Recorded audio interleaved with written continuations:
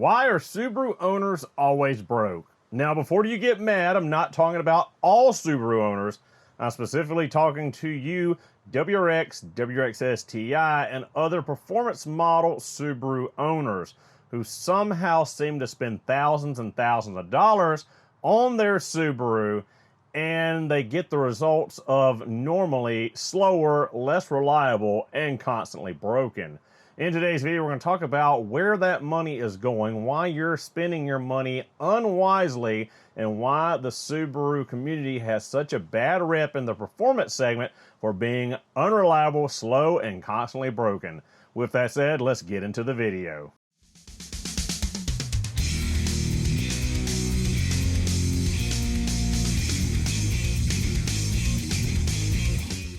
So it's not the cars, it's the mods.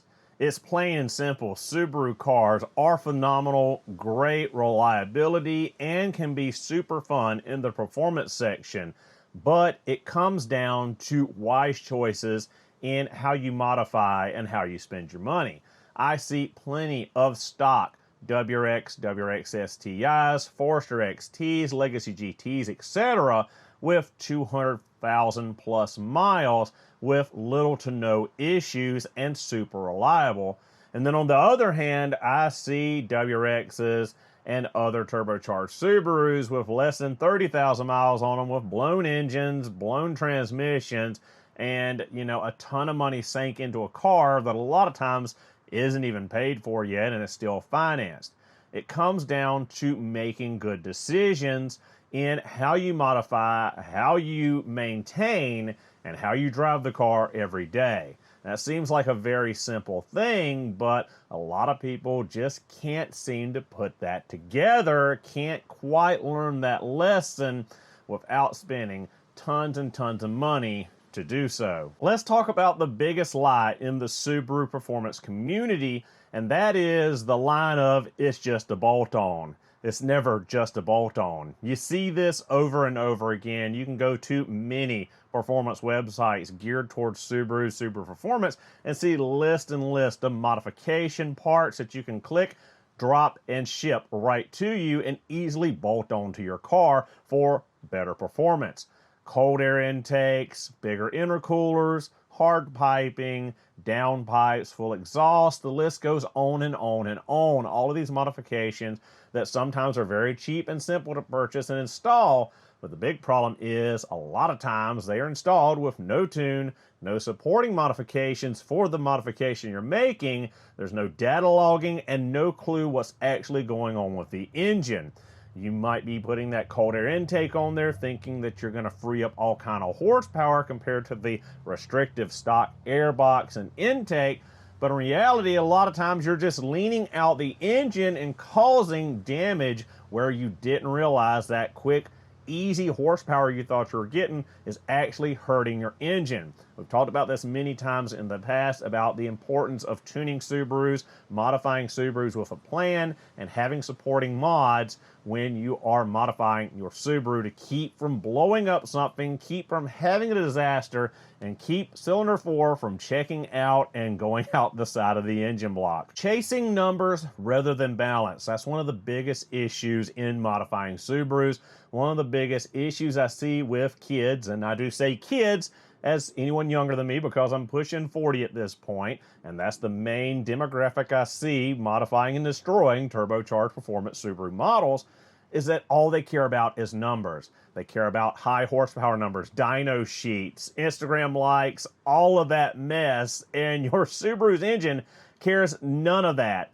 They want that peak horsepower number without making safe power. They want that gigantic turbo, as big as they can slap on the car without fixing fueling issues. They want launch control without learning restraint. They want everything right away, and that is just not something you can do with modifying a Subaru for better performance. It all has to come in balance. Everything has to support everything else. Everything has to be tuned for. You have to plan out a build. You can't just go and pick and choose and cherry pick what parts you want to bolt on, what you want to do here and there, and take it to a tuner, take it to an all-wheel drive dyno, and get them to rip it for the highest horsepower numbers and tune it for that. It just doesn't work. You have to have mods that support each other. You can't put that cold air intake and that giant turbo on there without upping injectors, fuel pump, etc. You can't add air without adding fuel. You cannot do one thing without affecting another, and a lot of people just don't think it through to get what they need out of the build and get everything lined up before jumping head first and making sure that everything works off of one another in harmony, in balance. And every one of those shortcuts along the way adds up and costs you later on. Cheap parts make for expensive consequences. Another reason that Subaru performance owners stay broke is because they buy the same part twice or more. Cheap parts have never been as plentiful or easy to get as they are today. Get a big, huge turbo for cheap off of eBay. Get no-name brand injectors. Get a fuel pump that looks like a Walboro but is made in China somewhere with nothing to back it up other than a cheap purchase price and quick shipping on eBay.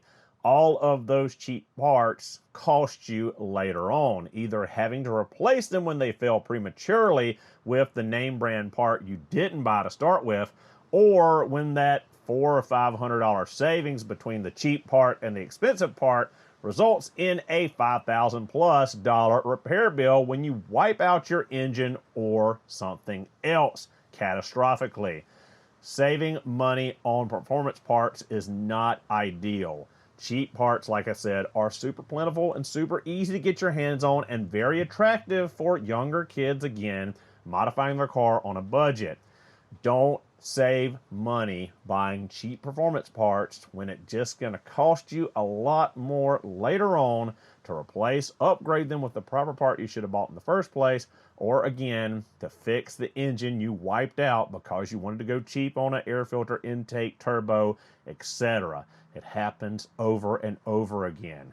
Again, do not be, tempted by those cheap parts.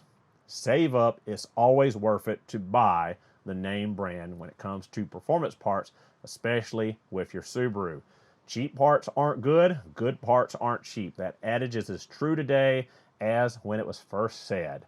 Subaru engines are not forgiving, and they do not respond well to those cheap parts. Another huge issue is ignoring maintenance for modifications. Now, I see this time and time again. Maintenance is not sexy, it's not glamorous, it's not cool, it's not something you can flex on a Friday night, hard parked, hanging out with the crew, but it's something that you have to do. You can't take a clapped out WRX that's leaking oil all over the place, has busted ball joints, busted struts, a timing belt that's about to break, a worn clutch, all these maintenance issues that were probably neglected by the prior owner. You can't take that and start putting all this performance into it. It just doesn't add up. It does not work. You have to get that baseline. You have to get that maintenance caught up. You have to fix those oil leaks. You have to worry about the head gasket leak. You have to make sure the time belt's in good working order and the clutch system and everything there. Make sure that the transmission fluid is good. Make sure your engine oil and filter is good. Make sure your cooling system has good coolant in it and the thermostat works correctly. All those things you have to make sure you are caught up on before you start worrying about adding horsepower, modifying, adding these bolt-ons. I know a lot of young kids, again, that do the modifications and want the more horsepower. They don't want to do that stuff because that's taking money away from the fun for the bigger turbo or the front mount intercooler or whatever. I see it all the time where kids bring cars in wanting this stuff done, and there's a whole list of issues that need to be addressed that are not only a concern for the car's health and reliability, but a lot of times safety issues like worn out brakes and, bald tires and all this stuff. And they're worried about making more horsepower and a cold air intake and a downpipe and all this stuff. And they're focused on the wrong thing. So time and time again, I see it not doing the proper maintenance. It doesn't matter if it's a Honda Civic, a Chevy Silverado, or your WRX STI. You have to hit those services. You have to replace those spark plugs. You got worn out spark plugs, a dirty air filter, all this stuff. You're not going to make good horsepower. You're not going to get good performance out of the car. You got to get all of that base stuff up and to where it needs to be before you worry about these mods and making more power. Just plain and simple. If you don't take anything from this video other than this one statement, is that the tune is not optional. We have talked about this over and over again in modification videos on what to do and what not to do, and at the end of the day, the tune is the most critical part of modifying a turbocharged Subaru. Now, I see it time and time again where people spend all this money on parts and all this money on modifying the car, but they won't spend the money on a tune. All these parts and everything you've got on here, and the tune is what really controls it all and keeps it all in check. It doesn't make much sense that you would put all these performance parts on there and not want them working optimally and not want your engine performing optimally with a precision tune for the modifications you have performed. That's the whole point here. But again, the tune is not optional. If you want your Subaru to survive, if you want it to last, if you want that turbocharged engine to perform at its peak, you've got to tune it for the mods. A tune can save a lot of times a bad build or one that's not really put together correctly, or it's got some cheap parts in it here and there. A great tune can save that, but all the bolt-ons in the world will not save you from destroying your car on the factory tune. It's just that simple. So at the end of the video, how do you stop from being a typical broke Subaru owner? It's pretty simple, and that is modify with a plan. Find yourself a trusted performance shop and or tuner and have a build plan in mind. Have realistic power goals in mind. Don't go chasing insane numbers unless you have an insane budget. Fix any kind of small problems before they become a big problem later on. Be wise with buying parts. Buy once, cry once with name brand performance parts rather than buying the cheap stuff and having to replace it or causing an issue later on. And tune.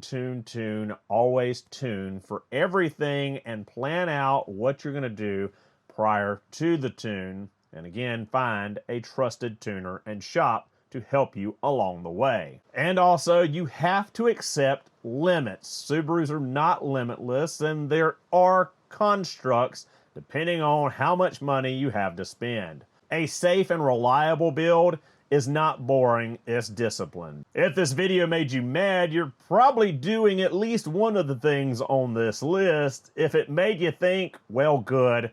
Everyone else, thank you so much for watching. Hope you enjoyed. Don't forget to like, comment, and subscribe for future Subaru and tool content. Let me know down in the comment section below your thoughts and feelings on this video. Did I get it right? Did I get it wrong? Was there any important key metrics about modifying your Subaru I just failed to mention? And let me know your stories down below on modifying your Subaru and keeping it reliable. I'll see you guys in the next one.